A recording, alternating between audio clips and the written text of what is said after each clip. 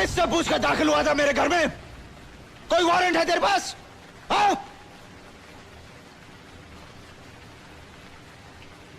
मैं तुझे जिंदा छोड़ रहा हूं इस वर्दी की वजह से। मैं इस वर्दी की बहुत इज्जत करता हूं क्योंकि मेरे पापा पहना करते थे इसे।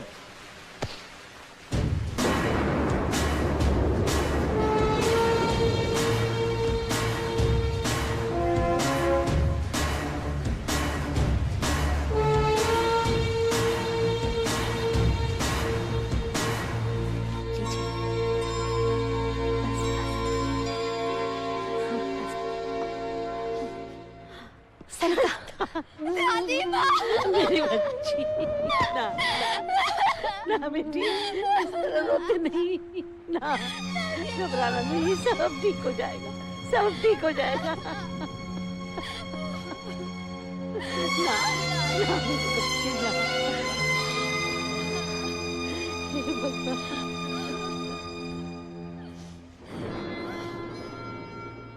अर्जुन, अब तुम्हारे कंधों पर टिका है ये परिवार। अगर ये कंधे कमजोर हुए तो सब कुछ बिखर जाएगा। तुम्हारी आंखों में आंसू रहेंगे तो क्या दादी माँ और सरिता के आंसू सूख पाएंगे कभी? मैं जानता हूं, लेकिन बस पापा को जमानत मिल जाए, सब ठीक हो जाएगा, सब ठीक हो जाएगा।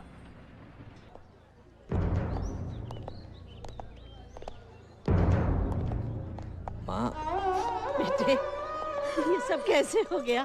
तुम्हें ये लोग कहाँ ले जा रहे हैं उदय? हाँ, हमें छोड़कर मत जाओ उदय।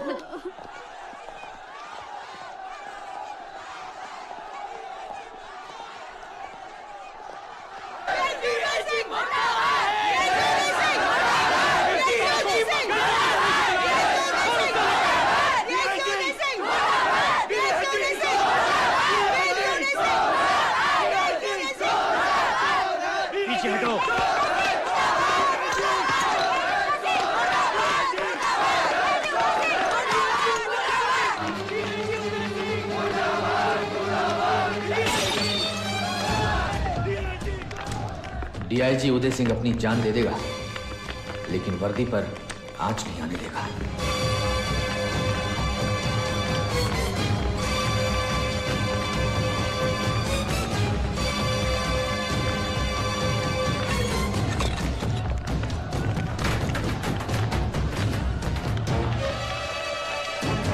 पापा! पापा!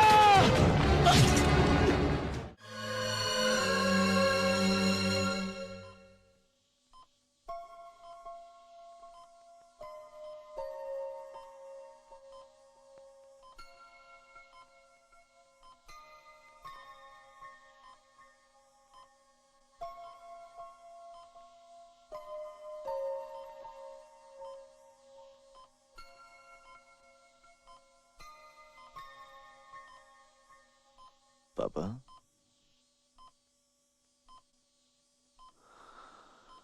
पापा, तकलीफें ही आदमी को मजबूत बनाती हैं। कभी ना हारने का सबक आप ही ने सिखाया था ना पापा? आज अगर आपको कुछ हो जाता तो एक झूठ सच बन जाता ना पापा? हाँ? आपको मुझ पर भरोसा नहीं है पापा? मैं इकबाल को लाऊंगा पापा, कहीं से भी ढूंढ कर लाऊंगा उसे, और मैं यहां आकर सब सच बोल देगा, फिर सब ठीक हो जाएगा पापा, सब ठीक हो जाएगा पापा। मुझ पर भरोसा कीजिए।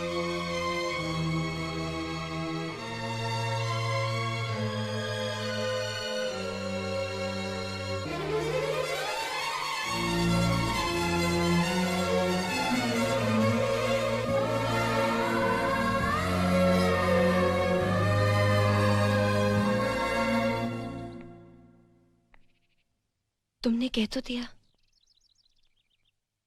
मगर जिसने हजारों निर्दोष लोगों को मारा हो उसे किसी की जिंदगी की क्या परवाह होगी? फिर उस तक पहुंचना क्या मुमकिन है? कहाँ तलाश करोगे उसे? कैसे लाओगे? लाऊंगा।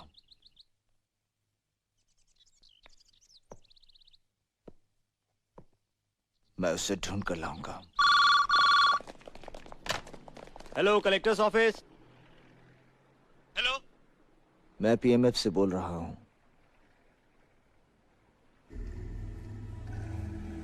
मैं 2 दिन के अंदर जेसी हॉस्पिटल को बॉम्ब से उड़ा देने वाला हूं।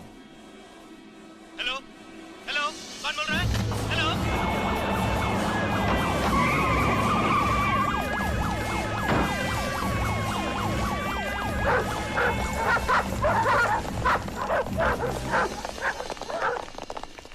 सर, आज हॉस्पिटल में अचानक इतनी सिक्योरिटी की वजह? कोई नेता या मंत्री एडमिट होने वाला जी है? नहीं, ऐसी कोई बात नहीं है। पीएमएफ ने इस हॉस्पिटल को बम से उड़ाने की धमकी दी है। ये सिर्फ धमकी भी तो हो सकती है। हो सकता है ये सिर्फ धमकी हो, मगर हम किसी भी तरह का रिस्क लेना नहीं चाहते। आखिर उसकी मांग क्या है? उस दिन तो उसने स्पष्ट नहीं किया, परंतु अब 2 दिन के भीतर वो अपनी मांग से मुझे अवगत कराएगा।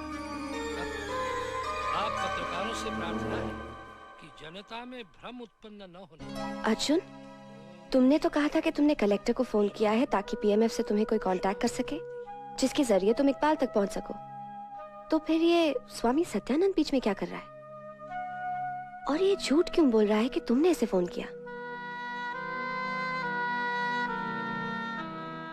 कुछ समझ में नहीं आ रहा कि स्वामी का इस मामले से क्या लेना देना है। कुछ ना कुछ गड़बड़ तो जरूर है, पता करना होगा।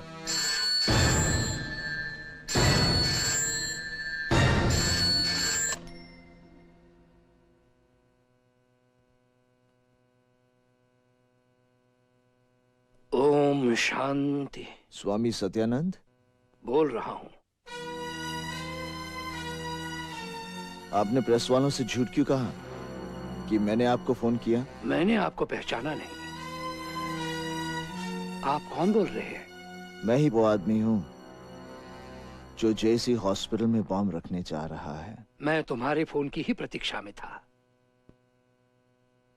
हम कहाँ मिल सकते हैं? आप बताइए। तुम सीमा पर स्थित। ठीक है। समस्या का समाधान हो गया। अर्जुन, अब भी सोच लो, अगर सत्यानंद ने खुद आने की बजाय पुलिस को भेज दिया तो? आरती, अगर पुलिस आ गई तो सत्यानंद सही है, लेकिन अगर पुलिस की जगह दूसरे लोग आ गए तब?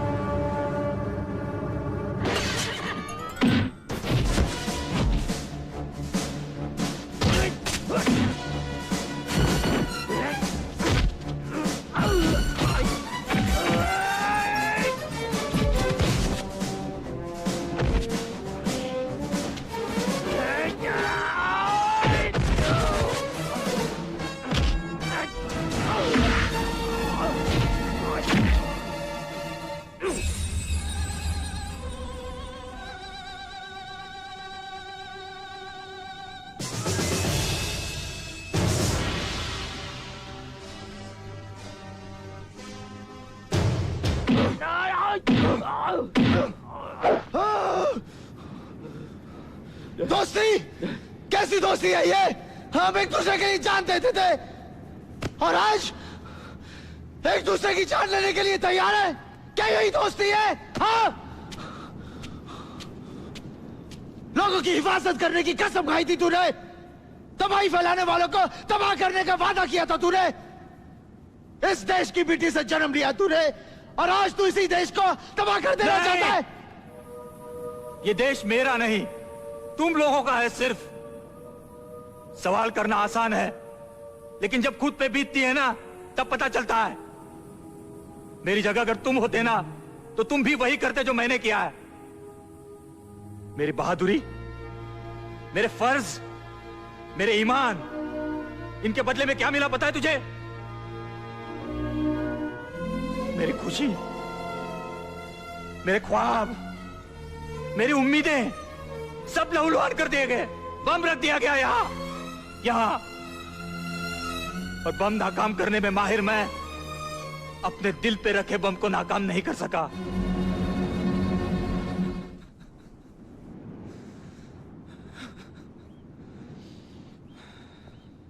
उनकी मौत तो देखी मैंने, पर पूरे मुल्क में जो हुआ, जो हो रहा है, तुम तो जर्नलिस्ट हो, तुम्हें तो पता होगा। बताओ ऐसा क्यों है? क्यों? हमारी कौम का दुश्मन है सत्यानंद और रहनुमा शाह आलम। अब आर पार की लड़ाई होगी और आखिरी सांस तक मैं अपनी कौम के लिए लड़ूंगा। अब कोई मुझे नहीं रोक सकता, कोई नहीं। बेहतर होगा तुम मेरे रास्ते में मत आओ, नहीं तो क्या? हाँ, मार डालेगा? अरे तू क्या मारेगा, मैं मार डालूंगा तुझे। दूसरों को तकलीफ देकर अपनी तकलीफ कम करना चाहता है तू? अपने लोगों की मौत का बदला बेकसूर लोगों को मार कर लेना चाहता है तू? नफरत भरी हुई है, अरे नफरत भरी हुई है यहाँ पर, आग लगी हुई है यहाँ पर। तेरी वजह से मेरा बाप जेल में है, दादी माँ 24 घंटे रोती रहती है, सरिता रह रहकर चीख उठती है। तो क्या मैं भी बंदूक उठा लूं, मार डालूं सब लोगों को? कौम बचाने चला है। अरे इस तरह कौम नहीं बचेगी, खत्म हो जाएगी, क्योंकि उन लोगों में भी सहने की हद होती है। मजहब, कौन सा मजहब सिखाता है एक दूसरे से नफरत करना? आदमी आदमी के बीच में दीवार खड़ी कर डालना, दूसरे धर्म के लोगों को काट डालना। अरे जाके किसी मेहनत करने वाले आदमी से पूछ, किसी मजदूर से पूछ, उसे ना तो मंदिर से मतलब है ना मस्जिद से, उसे सिर्फ 2 वक्त की रोटी चाहिए।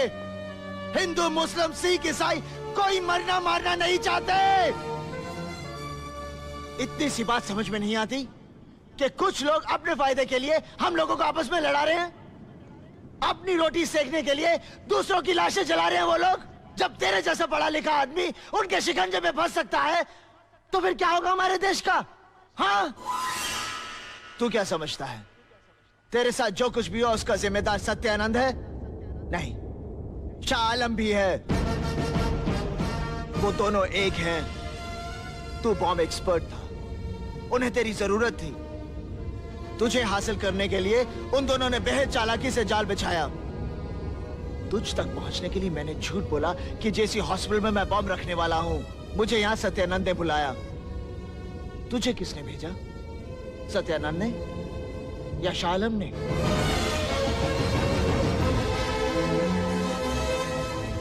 इसका क्या मतलब हुआ कि उन दोनों के सिर्फ नाम अलग हैं, लेकिन मकसद एक है, इस देश की बर्बादी। वो मजहब की अफीम खिलाकर हिंदुस्तान को अपाहिज बना देना चाहते हैं। हम लोग सिर्फ उनके हाथ की कठपुतलियां हैं, एक दूसरे के खिलाफ बंदूकें ताने खड़े हैं, मजहब के नाम पर, जात के नाम पर, भाषा के नाम पर। लेकिन अब मैं ऐसा होने नहीं दूंगा।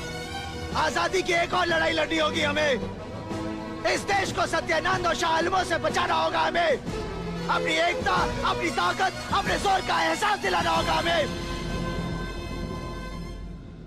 और तू मेरे साथ चलेगा।